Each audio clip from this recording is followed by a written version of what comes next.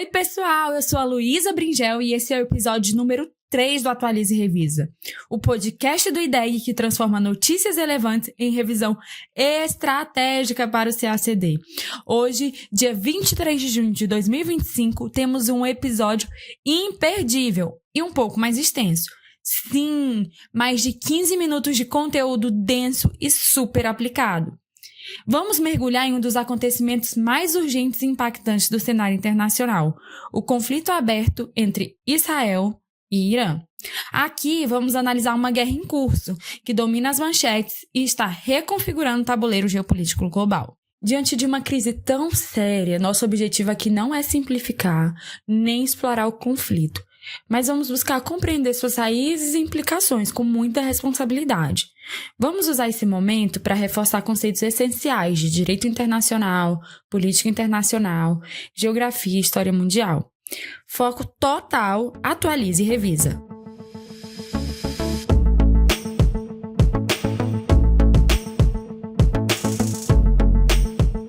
Então, vamos direto ao ponto, sem rodeios. O que antes era um embate indireto, marcado por ações de grupos aliados e até operações veladas, escalou para uma guerra aberta entre Israel e Irã. O mundo acompanha cada movimento com a respiração suspensa. O cenário, ao longo dos últimos dias, tem sido bem dramático.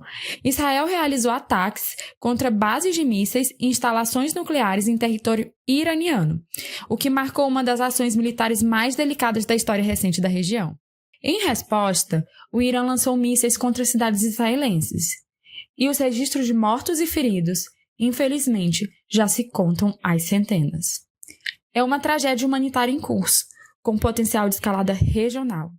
Nos discursos oficiais, Israel afirma que seu objetivo é eliminar a ameaça representada pelo programa nuclear e pelo arsenal de mísseis do Irã. O Irã, por sua vez, alega legítima defesa diante de um ataque que considera uma violação de sua soberania. Gente, o direito internacional já está sendo posto à prova, e esse é só o começo das complexidades jurídicas que vamos explorar neste episódio.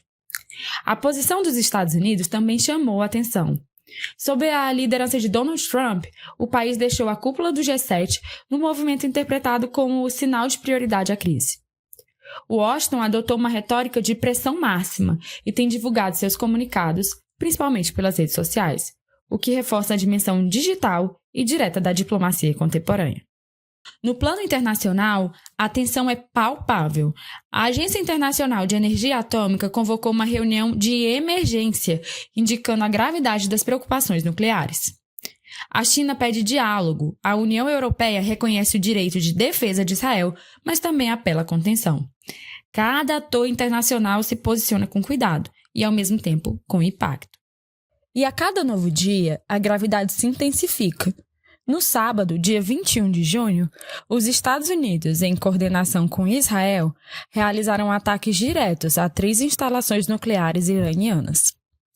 A operação envolveu mais de 120 aeronaves, mísseis de alta precisão, um submarino e bombas projetadas para atingir áreas subterrâneas. Segundo o governo americano, os danos foram extremamente severos. Ainda assim, permanecem dúvidas sobre a extensão real dos impactos, inclusive quanto ao risco de radiação, até o momento descartado pela AIEA. O Irã classificou a ação como uma violação bárbara do direito internacional e afirmou que as instalações haviam sido evacuadas previamente. Analistas internacionais discutem qual será a resposta iraniana: retaliação direta, ação estratégica futura ou, quem sabe, uma possível reabertura diplomática, ainda que sob tensão. E os mercados? Os mercados. O preço do petróleo disparou, refletindo um temor de interrupções no fornecimento, especialmente envolvendo o Estreito de Hormuz, por onde passa cerca de 20% do petróleo global. É o tipo de variável que conecta conflito armado com inflação, câmbio e decisões de política monetária no mundo inteiro.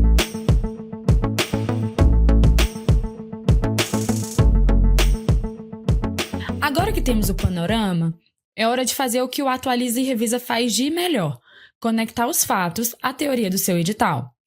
Vamos desdobrar essa análise em 3 eixos principais, todos com ligação direta e profunda com o CACD. Eixo de número 1, Direito Internacional, o uso da força em xeque. Vamos começar pelo direito internacional, um campo essencial quando se discute guerra e paz. O artigo 2 da Carta da ONU é claro: o uso da força nas relações internacionais é proibido, com o objetivo claro de preservar a paz e a segurança globais. A principal exceção, no entanto, é o artigo 51, que reconhece o direito de legítima defesa em caso de ataque armado. Essa é a base da chamada legítima defesa clássica, que exige uma reação necessária, proporcional e imediata, com comunicação ao Conselho de Segurança. E é sob essa doutrina que o Irã justifica seus ataques a Israel. Por outro lado, há interpretações mais amplas que sustentam o uso da força para neutralizar uma ameaça considerada iminente, mesmo sem ataque iniciado, como é o caso da legítima defesa preventiva. Essa interpretação não é consensual e gera debate sobre os limites do artigo 51. A crítica recorrente à legítima defesa preventiva é a dificuldade de definir de forma objetiva o que constitui uma ameaça iminente, o que pode acabar gerando incerteza jurídica e risco de abusos. Essas diferentes leituras da legítima defesa ocorrem em um contexto de certa paralisia do Conselho de Segurança da ONU, resultado do poder de veto dos membros permanentes. Esse impasse afeta diretamente a capacidade de o Conselho acabar agindo de forma coordenada, seja para autorizar o uso da força, seja para adotar medidas de contenção de crises. No CACD, esse conteúdo é central no eixo de direito internacional público, especialmente nos temas de uso da força, segurança coletiva e autoridade do Conselho de Segurança. Agora, eu quero trabalhar com vocês o eixo de número 2, que é o campo da política internacional. Aqui, o foco se volta para o regime de não proliferação nuclear, que está bem estruturado em torno do Tratado de Não Proliferação de Armas Nucleares, o TNP. E eu quero falar atenção CACDista, porque o Irã é Estado parte desse tratado e, por isso, submete suas instalações nucleares ao sistema de salvaguardas da Agência Internacional de Energia Atômica. Renunciam ao seu desenvolvimento em troca do direito ao uso pacífico da energia nuclear e do compromisso dos Estados com armas nucleares de buscar o desarmamento. Outro ponto bem importante é saber que Israel não aderiu ao TNP e adota uma política de certa ambiguidade estratégica, sem confirmar nem negar a posse de armas nucleares. Por fim, vamos analisar a política externa dos principais atores envolvidos. A política externa dos Estados Unidos para o Oriente Médio passou por mudanças significativas ao longo das últimas décadas. Um ponto de inflexão foi a retirada, em 2018, do Plano de Ação Conjunto Global, o Acordo Nuclear com o Irã. A decisão foi, de certa forma, unilateral e contrariou a posição de outros signatários, como a Alemanha, França, Reino Unido, China e até a Rússia. Essa retirada deu início a uma estratégia de pressão máxima, baseada em sanções econômicas e diplomáticas, com o objetivo de pressionar o Irã a aceitar novos termos. A consequência foi o aumento das tensões regionais e a fragilização de um canal multilateral de negociação. Já Israel adota uma política de segurança nacional centrada na prevenção de ameaças existenciais. A chamada campanha entre guerras consiste em ações militares regulares e preventivas para impedir o fortalecimento de atores que considera hostis, como as milícias apoiadas pelo Irã, tanto na Síria quanto no Líbano. Para Israel, esse tipo de estratégia é fundamental para manter sua capacidade de dissuasão. O Irã, por sua vez, busca afirmar-se como potência regional e emprega uma estratégia de dissuasão assimétrica. Essa estratégia inclui o fortalecimento do chamado eixo da resistência, que engloba atores não estatais e grupos aliados em diferentes países. Com isso, o Irã projeta influência regional, reage a pressões externas e preserva sua margem de manobra geopolítica. No contexto do CACD, esse eixo exige do candidato uma leitura crítica da dinâmica de poder no Oriente Médio, assim como da atuação de potências regionais e globais e da efetividade dos mecanismos multilaterais de segurança. É um tema que perpassa política internacional, geografia e história contemporânea.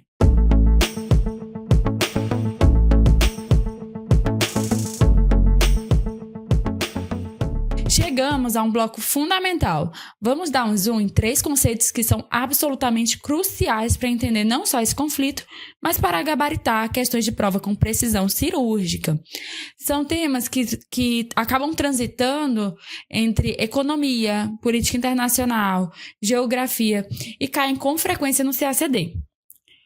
Vamos aprofundar em, número 1, petróleo, choques de oferta e geopolítica da energia.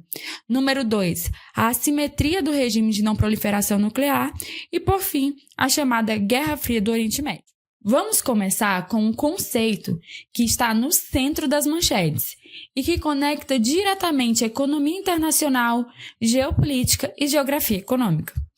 Por que o petróleo dispara toda vez que há tensão no Oriente Médio? E mais, por que o dólar e o Ibovespa também oscilam nesses momentos? Bom, a resposta está em uma cadeia de reações típicas dos mercados globais e que você precisa entender com clareza para ir bem no CACD. Primeiro ponto, choques de oferta reais ou percebidos. Cerca de 20% de todo o petróleo consumido no mundo passa pelo Estreito de Hormuz, uma rota estratégica sob influência indireta do Irã. Em tempos de guerra, o risco de bloqueio ou ataque a essa passagem já basta para disparar o alarme no mercado futuro. Mesmo que a produção continue intacta, como o Irã afirmou até agora, o medo de desabastecimento já altera preços na expectativa. Segundo ponto, prêmio de risco geopolítico. O petróleo é uma das commodities mais sensíveis à instabilidade. Os contratos futuros refletem não só a oferta e a demanda física, mas também o que chamamos de percepção de risco. Quando há guerra, cresce o chamado prêmio de risco geopolítico, que é o valor extra embutido no preço por barril diante da incerteza. Na semana passada, esse prêmio fez o petróleo subir mais de 8%, mesmo sem interrupção real no fornecimento. Terceiro ponto, efeitos em cadeia, inflação, juros e dólar. Com o petróleo mais caro, os custos de transporte e produção sobem também. Isso acaba pressionando a inflação no mundo inteiro. A inflação mais alta, por sua vez, muda a expectativa sobre juros, o que impacta diretamente o comportamento do dólar e das bolsas de valores. Nosso segundo conceito diz respeito à arquitetura e à assimetria do regime de não proliferação nuclear. A gente até já comentou sobre o TNP, mas vamos retomar. E vale lembrar que ele foi assinado em 1968 e entrou em vigor desde 1970. Apesar de sua importância diplomática, o TNP enfrenta críticas desde a sua origem, sobretudo pela criação de uma divisão formal entre países com e sem armas nucleares. Um desenho que muitos consideram desigual. Um exemplo claro dessa assimetria, que muitos dizem, é o fato de que Índia, Paquistão, Israel e Coreia do Norte não fazem parte do tratado e possuem arsenais atômicos, enquanto estados signatários como o Irã têm seus programas civis monitorados de forma mais rigorosa. Além disso, os compromissos de desarmamento por parte das potências nucleares avançam bem lentamente e permanecem estagnados. O Brasil, embora tenha participado das discussões do TNP desde os anos 1960, só aderiu formalmente ao tratado em 1998, após décadas de críticas às suas estruturas assimétricas. Antes disso, a tensão CACDista. O país, no caso o Brasil, já havia assinado o Tratado de Tlatelolco, que proíbe armas nucleares na América Latina e também no Caribe. Além disso, o tratado estabelece salvaguardas regionais mais equitativas.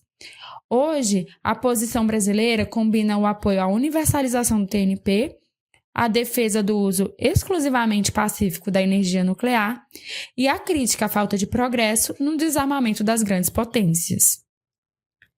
Apesar de estar em vigor há mais de 50 anos e de ter limitado a proliferação em muitos casos, o regime enfrenta novos desafios geopolíticos e tecnológicos também. Países como Índia e Paquistão seguem expandindo seus arsenais, enquanto os estados com armas nucleares modernizam suas capacidades. O futuro do TNP dependerá não apenas da capacidade de conter novas proliferações, mas também da reconstrução da confiança entre os estados e da materialização efetiva dos compromissos de desarmamento assumidos há mais de meio século. Por fim, o pano de fundo estratégico que ajuda a entender essa crise é a chamada Guerra Fria do Oriente Médio. Esse termo se refere à disputa por hegemonia regional entre Israel e Irã, que foi marcada ao longo das últimas décadas por uma lógica de contenção mútua e conflitos indiretos. Em vez de confrontos diretos, os dois países recorriam a proxies, ou seja, aliados não estatais, para ampliar sua influência e pressionar o adversário de forma indireta. O Irã, por exemplo, apoia grupos como o Hezbollah no Líbano, os Houthis no Iêmen e milícias na Síria e no Iraque. Israel, por sua vez, responde com ataques cirúrgicos, ações de inteligência. Esse padrão de conflito acaba se assemelhando muito à lógica da Guerra Fria global, sem confronto direto, mas com disputas intensas por influência e projeção de poder. A grande mudança agora é que, com os ataques diretos entre os dois países, essa lógica parece ter colapsado. O programa nuclear e de mísseis balísticos é, para o Irã, um instrumento de dissuasão estratégica. Para Israel, esses mesmos programas representam uma ameaça existencial, ou seja, algo que não pode ser tolerado nem contido, apenas eliminado. É uma escalada perigosa que estamos vivendo.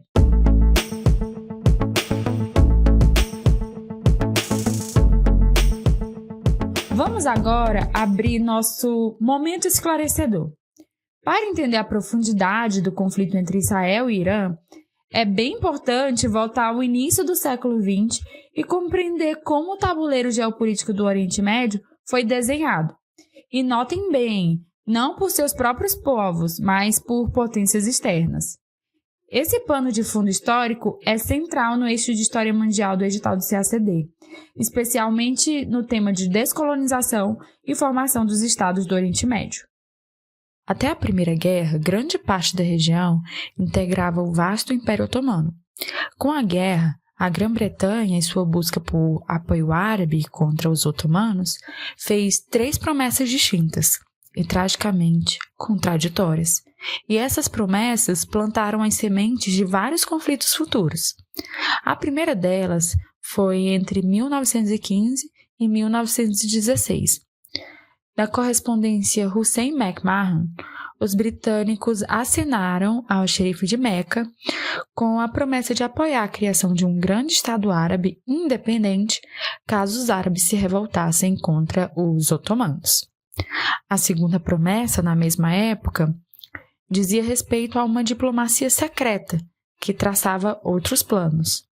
No infame acordo Sykes-Picot, firmado em 1916, Reino Unido e França dividiram entre si, no papel, o território árabe, que ainda estava sob domínio otomano. A França controlaria o que hoje é a Síria e o Líbano. A Grã-Bretanha ficaria com Iraque, Transjordânia e Palestina. A terceira promessa veio em 1917, com a Declaração Balfour. Em uma carta dirigida ao líder da comunidade judaica britânica, o governo de Londres expressou apoio à criação de um lar nacional para o povo judeu. E esse lar seria na Palestina, o mesmo território já prometido, pelo menos em parte, aos árabes. E após a guerra, qual promessa prevaleceu? Infelizmente, a da partilha imperial. Na Conferência de San Remo, em 1920, o acordo Sykes-Picot foi essencialmente ratificado. E essas decisões ganharam uma fachada jurídica com o sistema de mandatos da Liga das Nações. Esse sistema de mandatos institucionalizou o controle europeu sobre os territórios árabes, sob o pretexto de prepará-los para a independência. Isso nos leva a alguns pontos fundamentais. No edital de História Mundial e de Geografia, aparecem os temas da imposição do modelo de Estado-nação ocidental, da criação de fronteiras artificiais e das dinâmicas de poder no Oriente Médio pós-otomanos.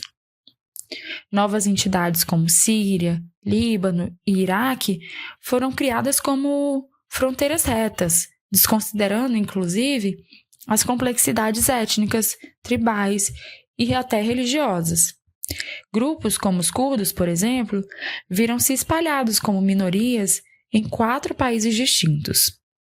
O processo de descolonização após a Segunda Guerra Mundial também foi bem turbulento.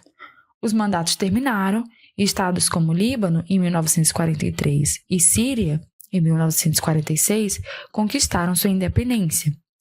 Mas a situação mais explosiva foi na Palestina. Incapaz de conciliar as promessas feitas a árabes e judeus, o Reino Unido se retirou. Em 14 de maio de 1948, foi declarada a criação do Estado de Israel.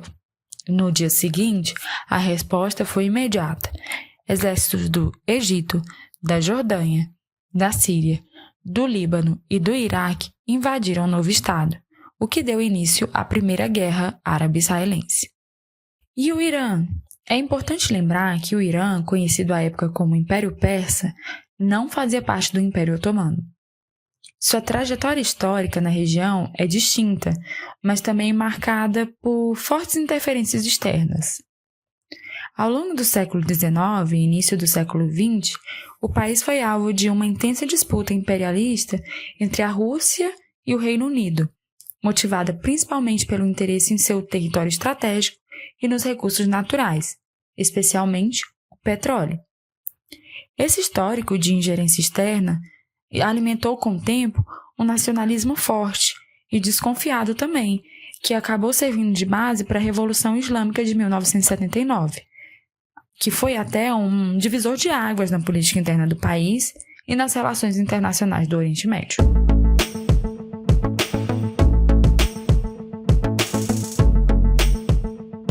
Agora que já aprofundamos os conceitos e o contexto histórico, é hora de responder aquela pergunta clássica que todo CACDista faz.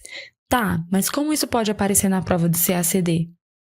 Então, vamos dividir a explicação em 2 momentos, exatamente como a prova está estruturada. Primeiro, a primeira fase, no caso, ela cobra informações objetivas, literais e mais atualizadas. A fase discursiva, por sua vez, exige que você analise, compare, relacione os temas com mais profundidade. Na primeira fase, a banca costuma trabalhar com afirmações mais factuais. A ideia é verificar se você domina o conteúdo literal das normas, se sabe identificar posições de atores, se acompanha os desdobramentos da política internacional. Então, vamos ver um caso prático, diretamente do nosso tema de hoje? Eu vou dar um item hipotético e você imagina aí na sua cabeça se é certo ou errado. A política externa do governo Trump na crise Irã-Israel reforçou alianças tradicionais e privilegiou canais multilaterais. E aí? Essa assertiva ela está certa ou está errada? O gabarito é: essa assertiva está errada. Essa assertiva está errada porque a atuação do governo Trump tem sido marcada por unilateralismo, uma retórica de pressão máxima, de saída de fóruns multilaterais e a diplomacia direta pelas redes sociais, como a gente conversou hoje. É o tipo de questão que cobra atualização, mas também uma leitura mais atenta da política externa contemporânea. Na prova discursiva, o foco muda completamente. A banca quer saber se você consegue analisar conceitos jurídicos, por exemplo, à luz de um caso concreto, avaliar tensões normativas e estabelecer conexões entre temas distintos do edital. Um exemplo clássico que seria interessante para essa atualidade seria o pedido para dissertar sobre os limites e as tensões entre o princípio da soberania estatal, a proibição do uso da força e o direito da legítima defesa à luz do atual conflito entre Irã e Israel. Seria bem interessante uma questão assim, hein? Essa questão exigiria a explicação dos fundamentos normativos da Carta da ONU, a análise da controvérsia sobre a legítima defesa preventiva, assim como a análise do regime de não proliferação nuclear. E, principalmente, é interessante que você construa um raciocínio coeso e articule, por exemplo, direito internacional, política internacional e traga, portanto, questões de atualidades. Esse tipo de questão é um convite à interdisciplinaridade e ao equilíbrio entre teoria e fatos. Este episódio deixa claro mais uma vez que o edital do CACD não é uma abstração estática. Ele se atualiza em tempo real à medida que o mundo se transforma. A guerra Irã-Israel exige de nós, futuros diplomatas, uma leitura crítica, uma articulação interdisciplinar e um domínio afiado dos conceitos-chave. Espero que este episódio do Atualize e Revisa tenha sido uma bússola para navegar por essa complexidade e aprimorar sua preparação. Eu sou Luísa Bringel e foi um prazer guiar vocês por mais essa jornada de conhecimento estratégico. A gente se encontra no próximo episódio. Até lá e, como sempre, bons estudos!